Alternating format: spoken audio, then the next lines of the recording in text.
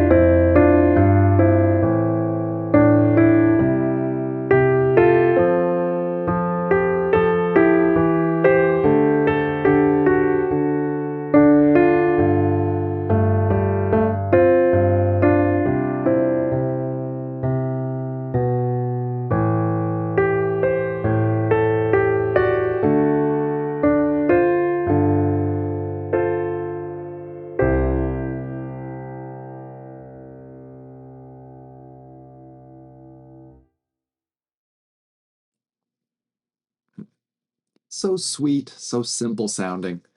But students will be hard at work on some certain technical aspects. There's finger substitution, parallel thirds, voicing, legato pedaling, and it's all packaged very concisely into something with a modern appeal. Next up is something a little more up-tempo, with a little more heft to it. It's called Under the Sun. Again, you're going to hear strong ties to popular music, but you'll notice that none of these pieces really have the typical verse, chorus, bridge, chorus form that a lot of pop songs do. In this particular case, we're going to have two strong, independent themes, with the first theme making a partial return at the end. So I guess we could call this a sort of rounded binary form. Now, the second theme that you'll hear presents some very specific challenges in that the right hand is playing two voices, and the melody alternates from being on the bottom with accompanying figures above it and then moving to the top voice with accompanying notes below it. Anyway, you'll hear it for yourselves in just a moment. It's the second theme to listen for.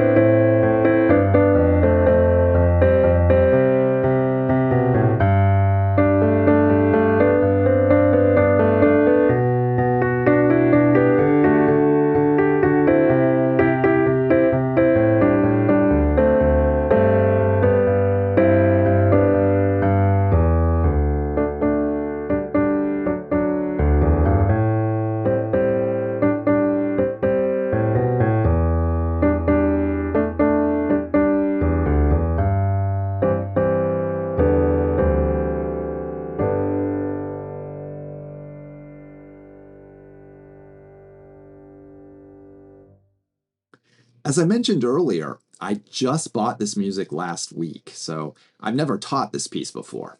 But I can already imagine students banging out all of the notes of that second theme with equal force, and how it's going to be a struggle, a worthwhile struggle, for us to decide together which notes need to be brought out as the melody and how exactly we're going to accomplish that.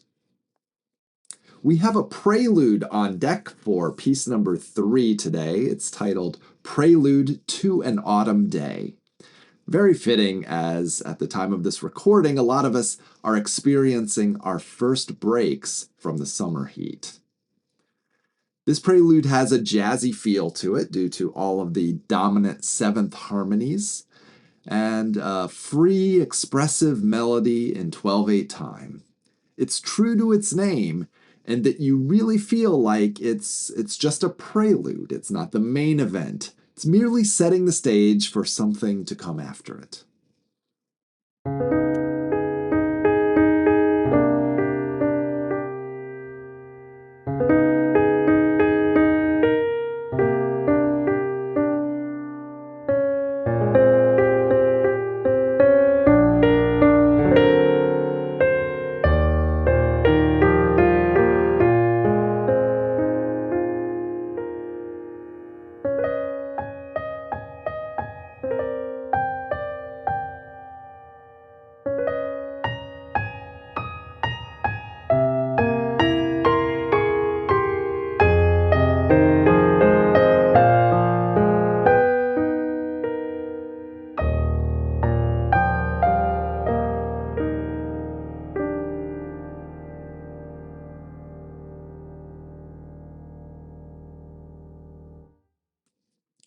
That piece is just so lush and luxurious.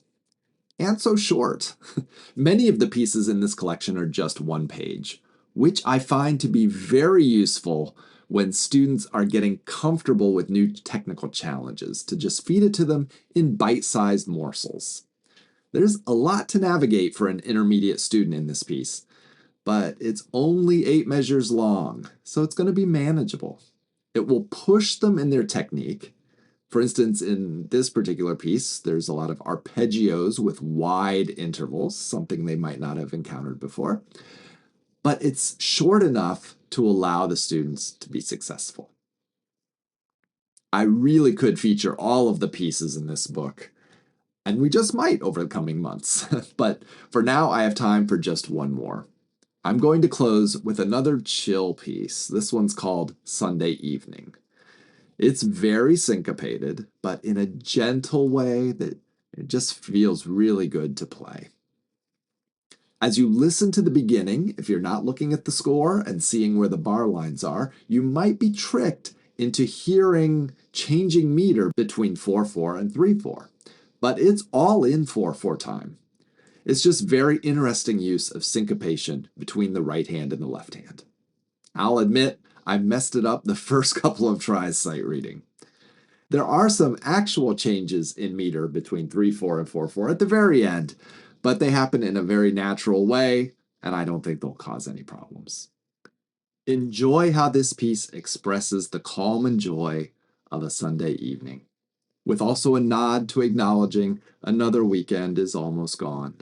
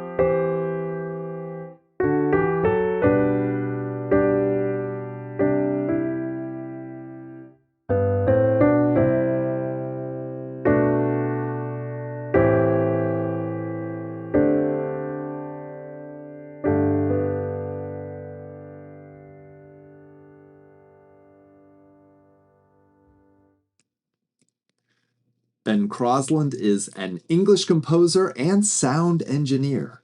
His pieces are published by Editions Musicaferum, a great little independent publisher also located in the UK.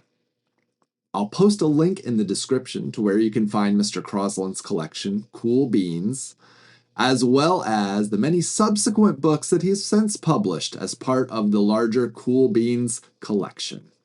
If you have trouble locating the links, head on over to pianopedagogyplaylist.com and search for episode 6.